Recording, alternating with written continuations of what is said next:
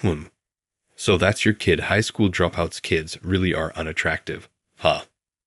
I unexpectedly ran into my beautiful former classmate Chloe at a fancy restaurant who used to bully me mercilessly during our school days. Chloe even started making sarcastic comments towards my daughter, May, such things as, "Children are ugly because their parents are only high school dropouts. How can you say that to an 11-year-old?" As I clenched my fist in anger, May said, "Hey Dad, why don't we get her fired?" Chloe burst out laughing at May's exasperated remark. "What? Kids of dropouts really are dumb. You think a little girl like you can fire me? This is what's wrong with clueless losers. Listen, there's a whole different world for low lives like you and people like me. We're on completely separate paths, understand? Maybe I should shut that sassy mouth of yours." Just as I was about to step in to stop her, as she came at me, an angry middle-aged man appeared. Seeing him, Chloe's face turned pale. "My name is Ethan, born premature. I was often sick as a child and never really got to play outside. In the apartment complex where I lived with my parents, there were many kids around my age, but they didn't find it fun to play with me.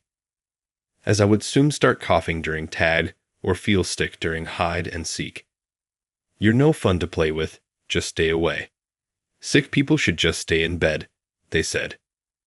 Initially, the older kids who were nice to me began to shun me, and soon the younger kids followed suit.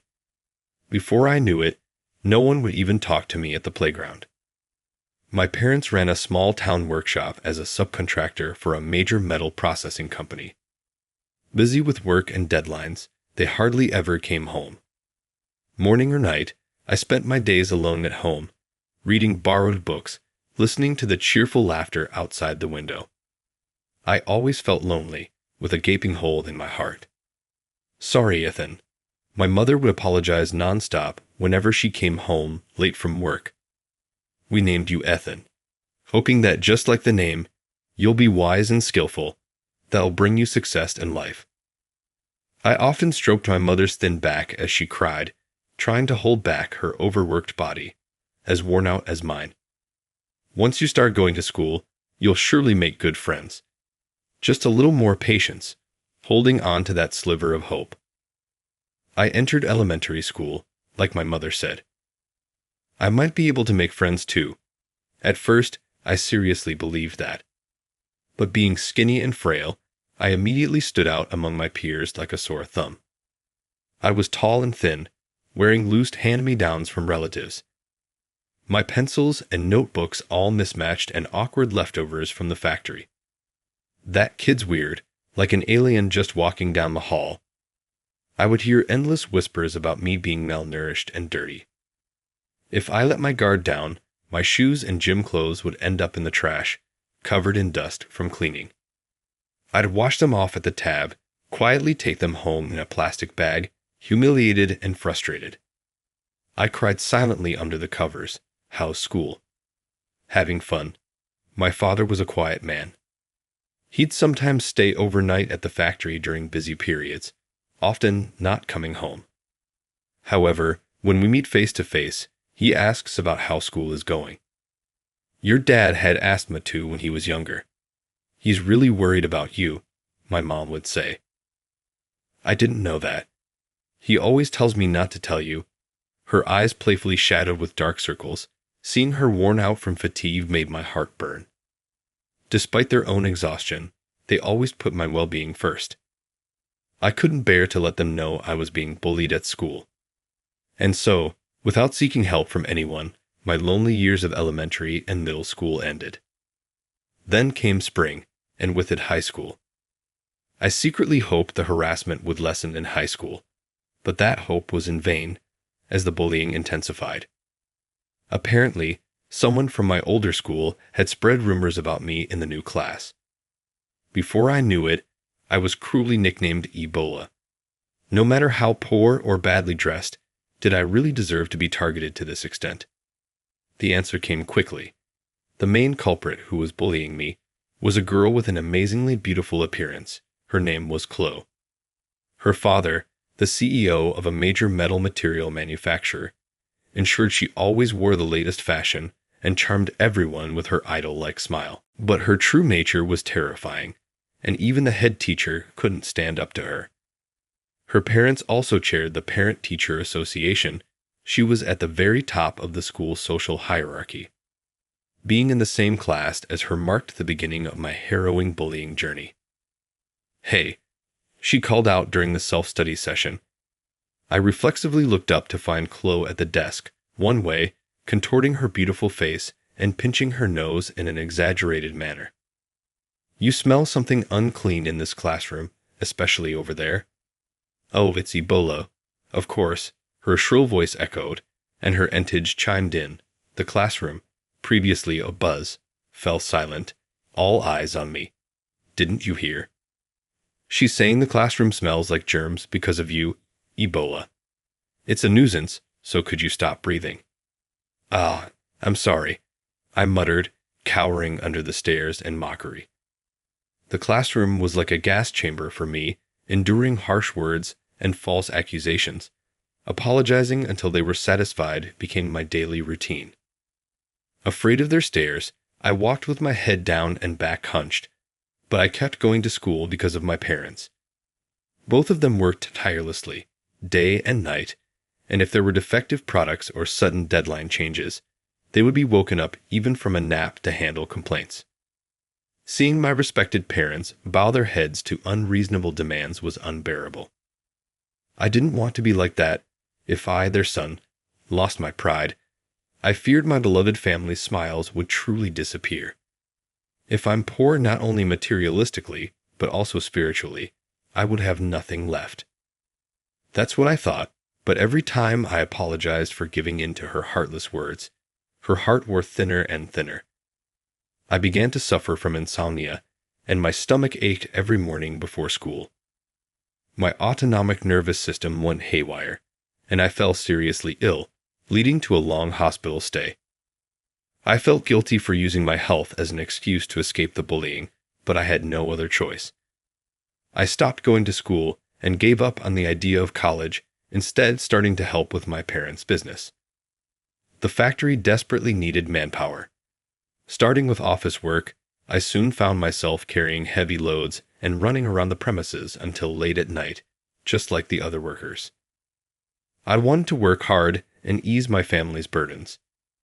Despite thinking like that, the harsh reality struck me hard. Being uneducated and naive as I was, the employees who I've known since the old days were warm like family, but even working myself to the brink of collapse, the monthly pay was minimal. With medical expenses, I even stopped going to the hospital. Thinking about the future made me anxious beyond words. I had neither education nor money to start anything new.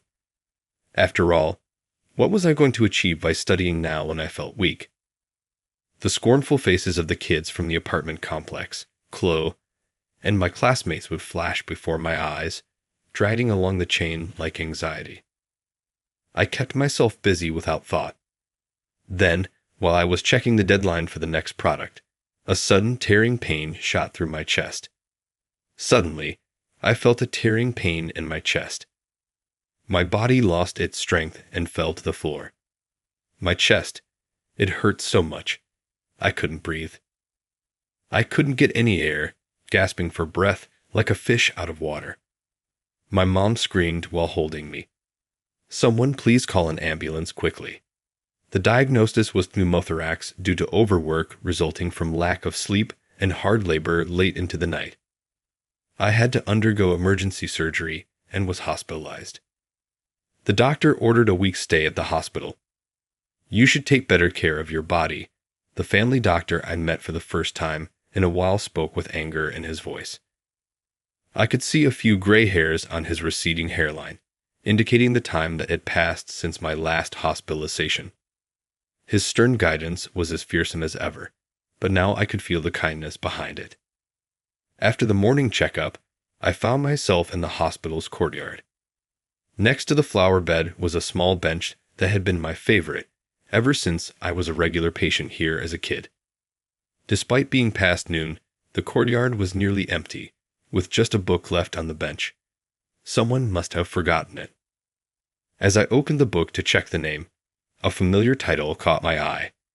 It was a children's book I had read before. "You can borrow it if you want to read it. It's for kids, but it's quite interesting," said a crisp voice behind me. Turning around, I saw a young woman in a medical cap and hospital gown.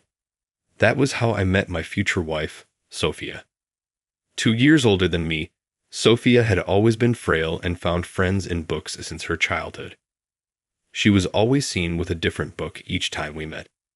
She said she remembered almost everything she read, so she preferred borrowing books to buying them. Her biggest problem, she said, was that the hospital library had run out of new books for her. Sophia's changing expressions easily didn't look frail at all. Except for a hospital gown, she was knowledgeable, quick-witted, and never bragged about it, which I found very attractive. According to the nurses, her cheerful nature made her like a beacon of light for the long-term patients, both young and old. "Well, so you're working at your parents' factory now, Ethan?" "Yeah, I didn't get to go to school. All work and no study at the factory." "So you mean you wish you had all the time?" "I have." No, I didn't mean." She gave her refreshing smile as I stumbled over my words. "Just kidding. Sorry. But I can kind of tell, you have that look of someone who wants to change but doesn't know how." Her honesty about my hidden fear made me break out in a cold sweat. That's quite perceptive. Well, when you're here for a long time, you kind of get it. Everyone's struggling with something. A cool breeze swept through the courtyard. She looked seriously at the swaying flowers in the flower bed. Living is my job." "Living is your job?" "Yeah, to breathe as long as possible, to act cheerful every day, and to not worry my family." "Sophia, you too have something you were born to do, something that makes you feel. This is why I'm here, really. Yeah, after all, birds have the sky to fly in and fish have the ocean to swim in." "True, and you have your own path meant just for you. It might not seem like it now, but it's there.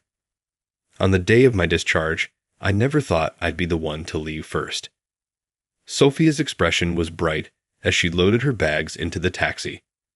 She looked so much better in a fresh blue dress, much more than the pale blue hospital gown. "I have other chronic conditions, so after a brief exchange, she said, I'm going back to college to catch up on my studies. It might take a while, but I've decided to see it through. What about you? Found something you want to do?" Her earnest eyes pressed me to share my true feelings. "Honestly, I'm still not sure. I never really thought about what I wanted to do." As a moment of parting approached, words seemed to fail me, but there was something I desperately wanted to tell her. If I miss this moment, I will regret it till the day I die. It was the first time in my life that I felt that way. "Sophia, if there is a road for me and it really leads to anywhere, to a place of freedom, I want to walk next to you." When I finally finished my sentence and looked up at her, Sophia's eyes widened at me, and she looked like she couldn't believe it. "Why?" "I'm sick, and maybe it won't be long." "That's the same for me. You said there's always a way, so you have to take responsibility." "Responsibility? Huh.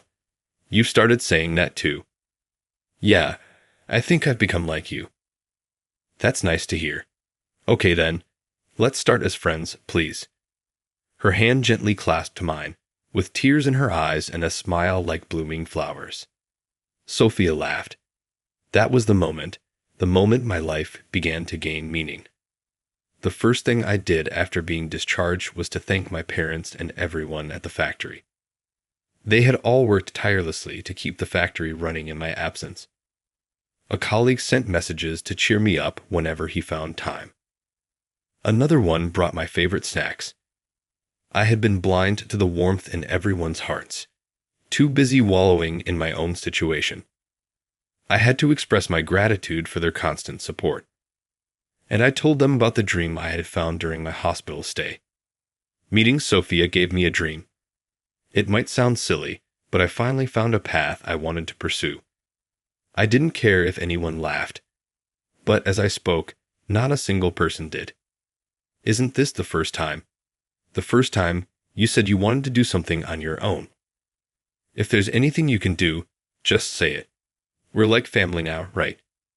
With the understanding of my parents and coworkers, I decided to take the GED test. Whenever I had spare time, I studied and asked Sophia to teach me on scheduled days. When I didn't understand something, when I couldn't avoid working overtime, and it was almost time to leave, my colleagues encouraged me. You should go now. Today's your study day, right? Since the day I found my goal, I haven't had a single day to waste. Sophia's illness was still a constant battle of advances and setbacks. After pausing the exam, I immediately started studying for college admission. Honestly, this was the hardest part of my studies. I sought advice from those around me and desperately searched for an affordable yet good university. During this time, I encountered unfamiliar words, formulas, and diagrams, feeling nauseous with the overwhelming information. I diligently crammed everything from the basics to advanced concepts into my brain, and what is the result of forgetting to eat and sleep and study hard? Amazingly, I passed.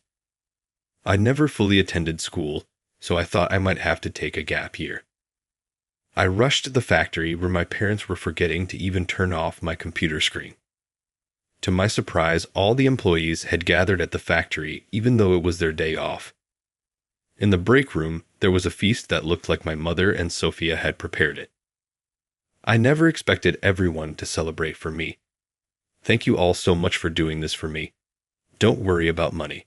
You'll pay us back with our future earnings. Just keep giving it your best shot from tomorrow, they said, patting me on the back vigorously. The photo of me with a tear-streaked face has become a cherished memory.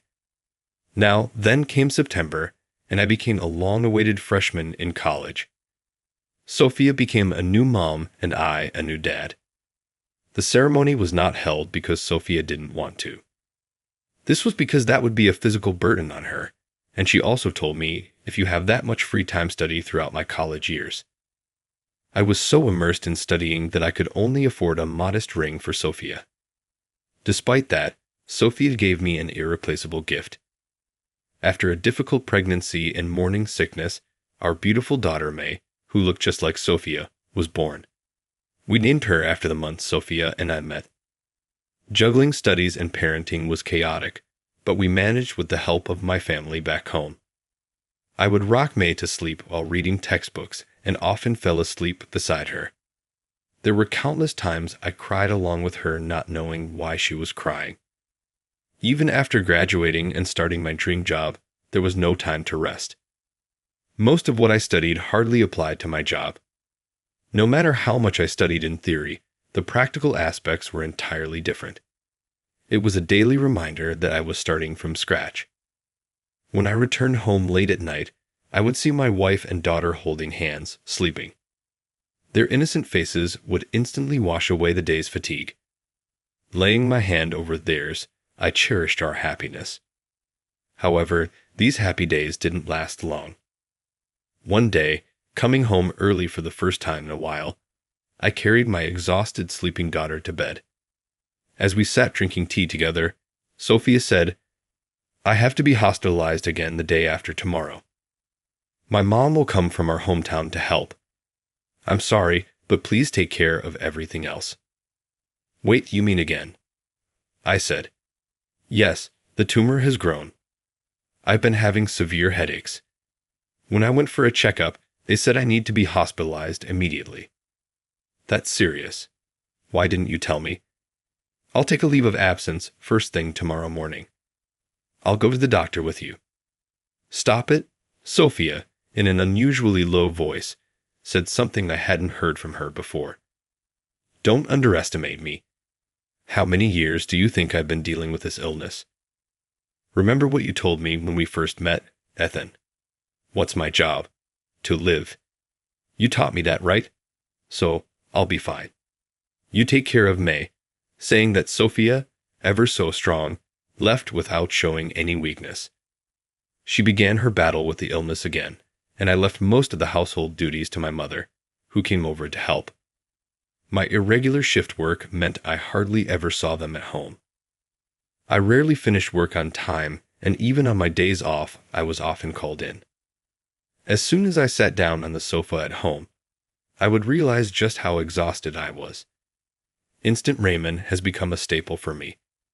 After returning home, I didn't care about the flavor. I bought the same brand in bulk out of habit, a life of eating and then falling asleep.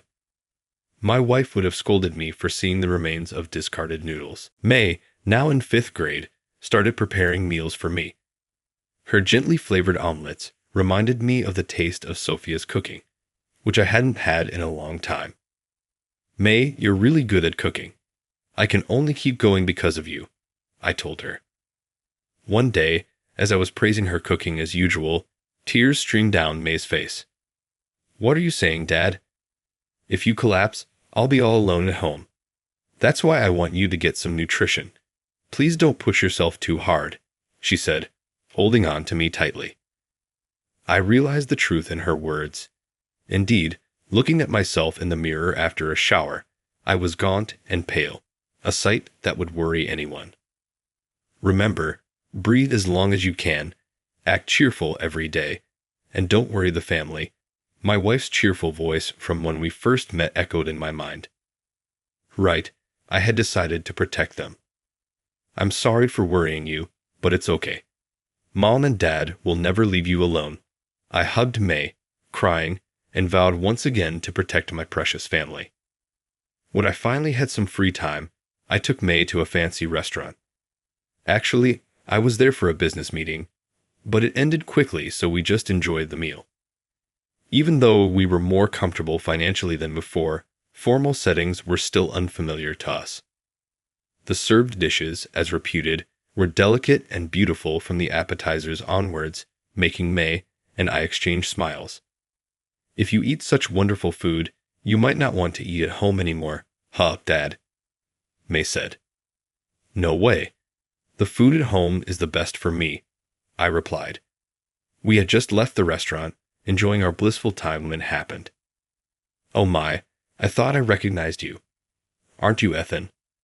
Suddenly, a shrill voice echoed through the quiet night street. Looking over, I saw the woman we had seen in the restaurant earlier, pointing and shouting at us. Even in the light, her strong-willed beauty was unmistakable, and I felt the blood drain from my body. There's no way I can forget it. Ebola. It was the humiliating name I was given back in middle school. You're dirty and unclean. Ebola suits you just fine, right? Everyone agrees, don't they? I remember the days of enduring, looked down upon by Chloe and her classmates, smirking maliciously. Even after all these years, her despicable beauty hadn't changed. In fact, her disdainful expression seemed even more intense. On the contrary, the look on his face that looks down on people seems even more powerful. Chloe and her group had already finished their meal and seemed to have dispersed, so it was a relief that there were no people around. A tipsy Chloe now turned her gaze rudely towards my daughter, standing next to me. So that's your kid. High school dropouts kids really are unattractive, huh? May, standing beside me, faced Chloe, who was about my age, without any sign of fear. Hey, what's with the attitude towards my dad? Why are you so rude? What? I'm just stating the fact that he's a dropout. The one lacking education is you, ma'am. Ma'am, I can't believe this.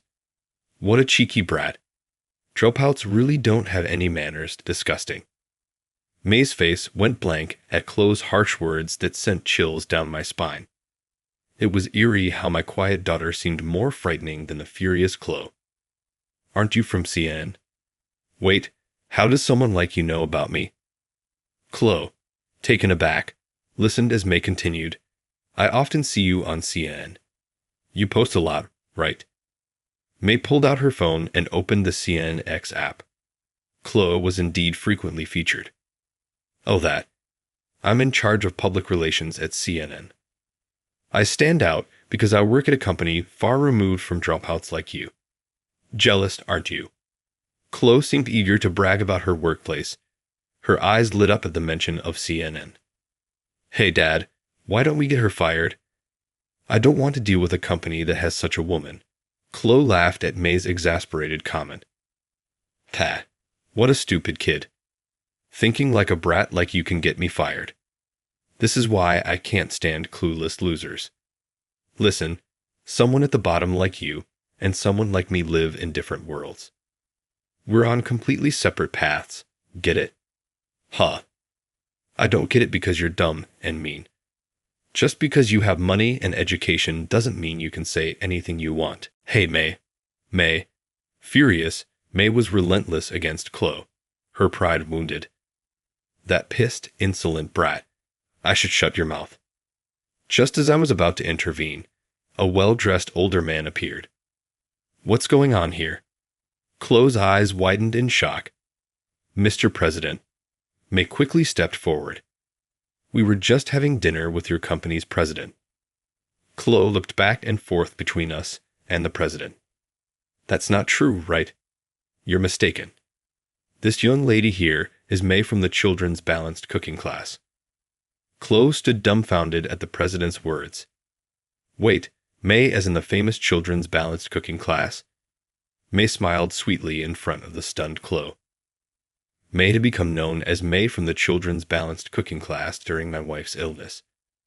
May had cooked for me and shared the photos on social media. Her nutrition-based cooking had become a hot topic, and she is now a very popular children's cooking expert with 2 million followers.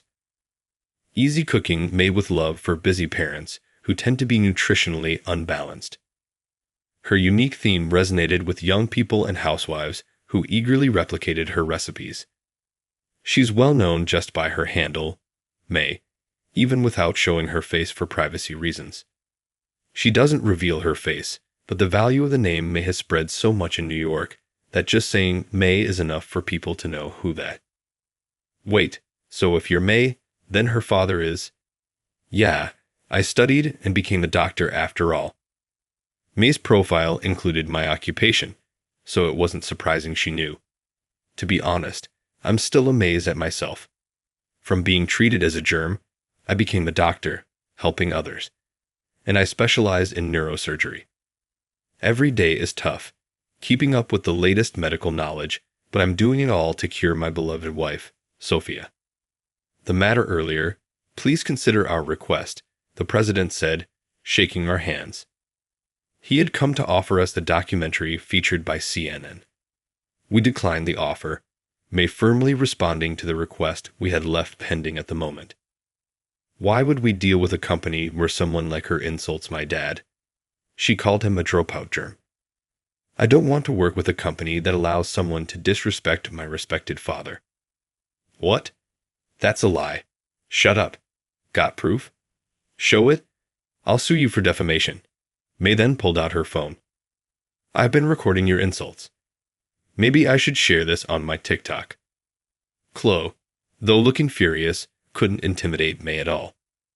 True to Sophia's spirit, Chloe's face turned pale. Wait, you're paler than before. You've got some skin issues. Better get some vitamin A from broccoli and carrots. Want me to send you a recipe? I'll DM you. Chloe collapsed to the ground, defeated. Ethan, I apologize for the distress we've caused. We'll deal with Chloe appropriately. Please reconsider the documentary.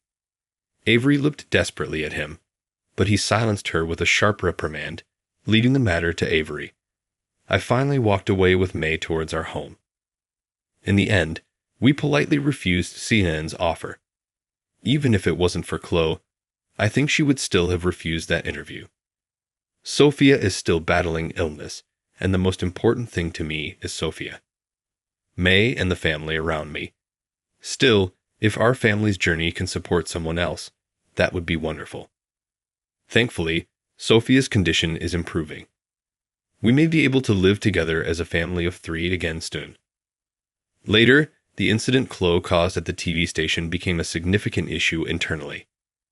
She ruined the opportunity for a documentary with the famous May, which the president himself had requested.